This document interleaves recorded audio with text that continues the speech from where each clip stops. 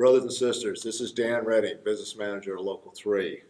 First and foremost, I hope you and your family are being safe in these unprecedented times. As many of you are aware of, we've had to cancel all of our functions through June. And with that also, we are keeping our offices open to phone lines. Foot traffic is closed. We're running a skeleton crew. In order, though, to keep service to our membership, we are doing everything we can. We have had obstacles come before us that none of us have ever had to deal with. I've been an officer since '06. We went through the '08 recession, but the issues we're dealing with today with this environment we're in are unprecedented, but we will continue to do everything in our power to service the membership until we get back to normal. As you know, a lot of us went through early and informal negotiations in our master agreement. We had all intentions of taking this out to ratification for the membership. We actually added an extra meeting this year from the previous ratifications. We were going to hold 5 meetings, have the membership show up. We printed over 1,000 flyers, and we're scheduled to hold the ratification March 22nd. As most of you know, because of the shelter in place and the executive order, we had to cancel those meetings along with our semi-annual and other major functions. Since we canceled those meetings, we were in limbo deciding and waiting to see when our next available time to come back to ratify this agreement would be. The conditions have not gotten any better, and all indications are it could be June or July, if by then, to gather again and have a ratification meeting with this membership.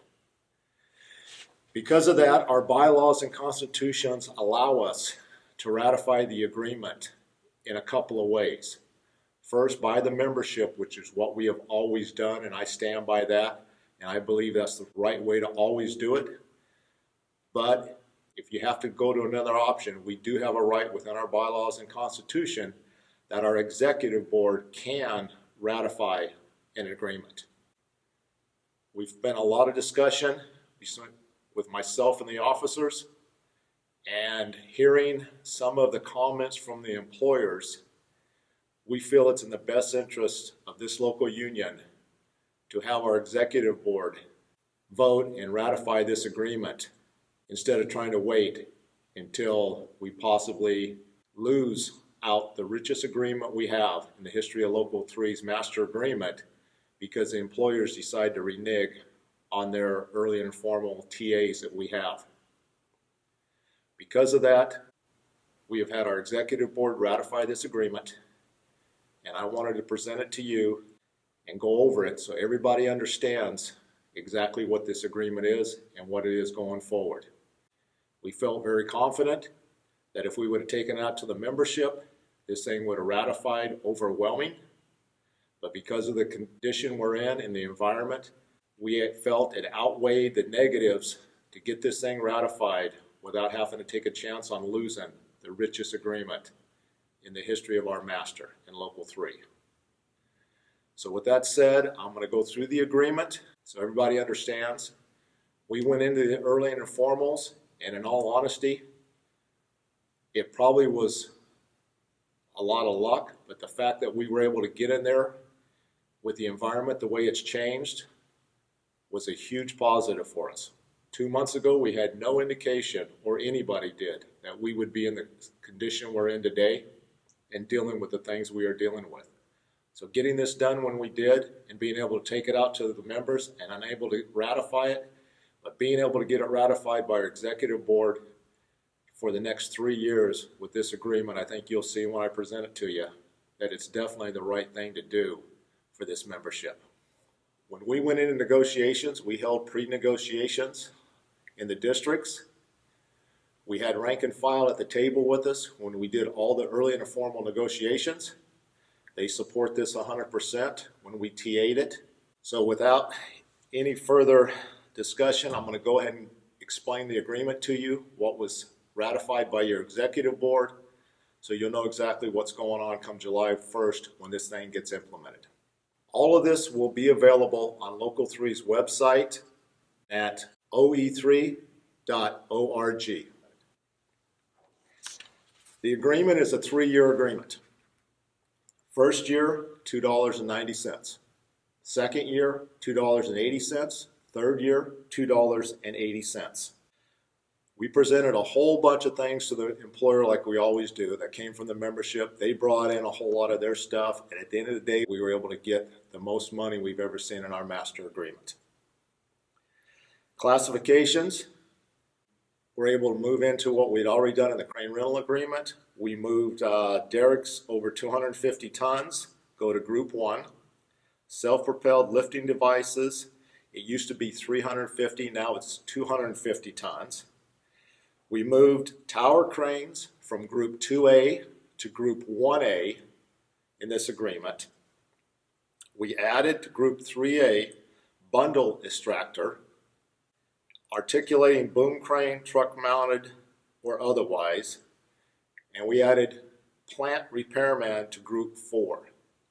And what plant repairman is, it's just an HDR, but we had no classification difference between an individual that had experience working in the rock plants and had special skills compared to just being a mechanic, and we had some issues. So now they could get on a list themselves. Just like the HDR, it stayed the same, but now we have a way to distinguish between the two classifications. All your second and special shifts will increase by $1. So this means all the SB1 paving money, all those night jobs, those increases are not going to be $2.90. They'll actually be a $3.90 total package increase for all your second and special shifts. And that will go in effect this year, and that dollar will carry. It's not going to be $1 every year. It's the dollar the first year. Currently, Group 4 is like $3.77, I believe, for second shift. It'll go to $4.77 shift per classification, and it will stay that way through the duration of this agreement. Our OE training fund, the language in there you'll see in the agreement, we have to put 5 cents into that, mandated to us from the international. That gives us the ability to send our members to Crosby, Texas whenever we want. It does not cost our members a dime out of their pocket for travel, education, room and board, and all the training that's associated with it. We've already got in other agreements. We had to wait till this came up to get the 5 cents put into our agreement. What we've done with the annuity fund during the pre-negotiating meetings, we heard it at every district meeting. They wanted more money on the annuity, but because the ballots would go out, it would always get voted out, and there wasn't enough folks that either showed up or cared about putting their money on the annuity. So what we did, listening to the membership, we allocated 20 cents to be lined item each year for 3 years. So at the end of this agreement, your annuity will now be $1. Now that comes out of the $2.90, and I will go over the breakdown when we get to the end of this proposal. Sick pay, that is also your vacation and sick pay. We've allocated a dime to that. So your vacation pay actually goes up another 10 cents. And again, that comes out of the $2.90 also, the first year. Heavy and Highway Committee, you'll see that next on the proposal when you look at it on the internet. We're allocating 7 cents to the Heavy and Highway Fund. This is a fund that is going to help us do compliance work for this union. It's going to help us monitor the non-union, directly benefit for Local 3. We have never had that in the past. And this is going to enable us to secure and maintain more work for our members going forward. This last bullet on the first page you'll see is Business Development Fund. It's actually what we call CFAC. Again, this is another organization that monitors and makes sure that schools, public entities are performing and bidding work at the correct level. We're going to allocate 2 cents to that to keep that program solvent and moving ahead to secure our work in the future. The next item on the agenda was language that came out of the crane rental agreement, and this goes back kind of with the tower crane. 110101 of our master agreement, we added the word mobile into language. It used to say any crane rental work. Now it says any mobile crane rental work. And that's all we did is add the word mobile. And the reason we did that was In the existing language, there was a gray area between employers that own tower cranes and employers that rented tower cranes.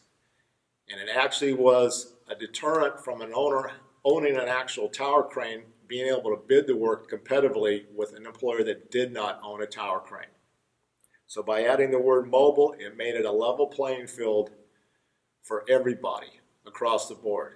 The AGC and Yukon employers at the table, none of them had cranes, but this was an issue that we had with the crane rental group, and we wanted to get that in there so that they could all work. If they chose to work under this agreement, it was a level playing field for all of our employers. The second bullet in here was a request by the employer, and it basically says, our old language said, upon request, the union could request a pre-job. The employers asked us if we would put employer in there also. Wasn't a big move at all, so now it says the union or the employer can request a pre-job, and we added at the job site or location mutually agreed to by both parties. So that language is in there, so an employer doesn't call and say, I want a pre-job, but I want to do it in Kansas City for some reason. So just made sure we protected ourselves and we could have say in where the pre-job's at. Second bullet that the employer wanted in there was an individual may pay employees utilizing direct deposit. So basically what this is we were a little surprised with this one. The employers wanted it in the agreement. A lot of them are doing it right now, as a lot of you are aware, and I assume are utilizing direct deposit into your pay account from the employers. It was not in the agreement anywhere, and there was some concern that unless it says that in the agreement, that there may be some type of penalties associated with it. We researched it. We could not find any reason why, and the fact they've been doing it for a long time. But it was a concern of theirs, so we allowed that. And again, it's not mandatory. It's your choice whether or not you want direct deposit or not, but it's in the agreement if an employer chooses to use that direct deposit and you choose to allow the employer to use direct deposit. The second one is language that was added. It says language will be added to the grievance procedure that calls for binding arbitration or statutory claims or disputes that arise outside of the collective bargaining agreement. And there's other language that goes with this. It'll be in the agreement, but it's about a page and a half of legal documentation to go with it. So it's why it's not on this whole page when we were going to present the ratification meeting. Basically what this language is, the laborers, the carpenters, and local 12 operating engineers had already put this language in their agreements. They brought it to us. We had our legal team completely revamp it to where we felt best suited us. But what this means is, and the way we wrote it is, everything within our four corners of our master agreement stays the same. If an individual wishes to go outside the agreement and hire an attorney, they have all the right to, like they always have. They can file a charge against the employer, but it will go to an arbitrator, not a jury trial. And at the end, the way it's written, this will make it quicker, less expensive, and at the end of the day, the attorneys aren't the ones that are going to get all the money and drag this out for 2 or 3 years down the road. And the employer pays for the arbitrator. So it's a quicker decision, and at the end, probably more money in the member's pocket if they ever go this way. This will only affect very, very few individuals that I've seen over my years in Local 3. But it's language that the employers wanted put in there. Like I said, the other crafts had already agreed to it. We revamped it to what we felt best suited Local 3's needs. The next bullet is training and workman's comp. This was an issue the employers brought up to us, that they wanted the flexibility to train their people if they decided to put on a training class outside of the regular work week or work days and be able to pay the guys wages for coming in for training. We didn't have an issue with that, but we made it very clear going forward that this will be non-covered work. This would be like if an individual wants to do a foreman's class on Saturday. He's going to bring you in, pay you your current wage rate, whatever you're normally making the field, and pay you for that day of training. And they can only utilize up to 48 hours a year per employer is all they could utilize. And then again, it is voluntary 100% whether you participate or not. It's up to the member. We got a lot of folks that have attended these training classes in the past and have not got paid for them. If the class is mandatory because of the job and the employer has to do it to be on the job, then all wages and fringes are tied to this. This is strictly if it's a non-mandatory class that the employer wants to put on that's outside the work week and is not covered work. Now, if it's the winter time, you're not working, the employer calls and says, hey, why don't you come in? I want to do a foreman class on Wednesday. If you're interested, you will get your current wages for that day. But it does not mean that you could be out on a job site and an employer goes, well, I'm going to train you on a dozer on a regular work day. Go out there and run that. They're going to pay you training wages. That is not what this means at all. So it's a very clear distinction there. The other part of this, the workman's comp, they brought this up to us and we researched it with our workman's comp attorneys and made sure everything was working well. What they had asked was, if we have an individual on workman's comp and we want to pay them their wages while they're on workman's comp, can we do that? So our folks don't suffer financial burden because unfortunately they got put on workman's comp. Like I said, we went through the steps, got a hold of workman's comp attorneys. Our biggest concern was, would this trigger any type of liability when it came to health care and the member getting the health care and they needed through the workman's comp attorney? They said absolutely not. They're still protected. And this is just a bonus to the member. If the employer decides to, while you're on workman's comp, they could pay your wages going forward. It's not covered work. You can't be working. You can't get on the out of work list. So this is, in our opinion, a huge benefit if the employer chooses to do it for our hands. That's it basically of the agreement that we ratified with your executive board. So real quick, the way this will break down the first year, and we had them ratify it also, wages, $2.40, the highest increase to wages in the history of this agreement. 20 cents to your annuity, 10 cents to your sick and vacation pay. So that's $2.70 the first year. That's a direct benefit to the members. Then you got 7 cents to the heavy and highway fund, like I explained earlier. That is going to help secure work for our members going forward. 6 cents to supplemental dues, 5 cents to the international training fund, 2 cents to business development fund, for a total of $2.90 the first year. We feel it was an excellent agreement. We didn't get everything we wanted. The employer definitely didn't get everything they wanted. But at the end of the day, we were able to come up with this much money in this type of agreement for our hands. And at the time, we anticipated, well, if it gets voted down, we'll go into full negotiations in June and go back to the table. But now with the economic conditions and this virus and the way things are playing out, anyone that thinks that if we go back to the table in June, we would come out with this type of agreement has never negotiated agreements before. We are in a complete different environment, and I'm sure the employers would have came to the table with a lot less money and more demands if we would have had to continue to negotiate this in June in the normal cycle. So I think the timing worked out fantastic for us to get this done before this disaster hit that nobody's seen coming. And I think for us to get this ratified and put into our agreement for the next 3 years, it's a huge benefit for Local 3.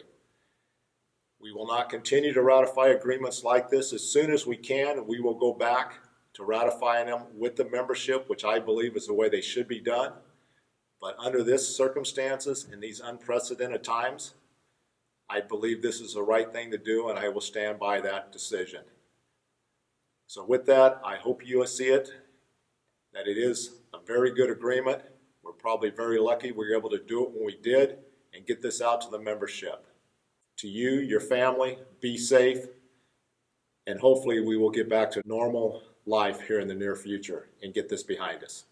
Thank you very much.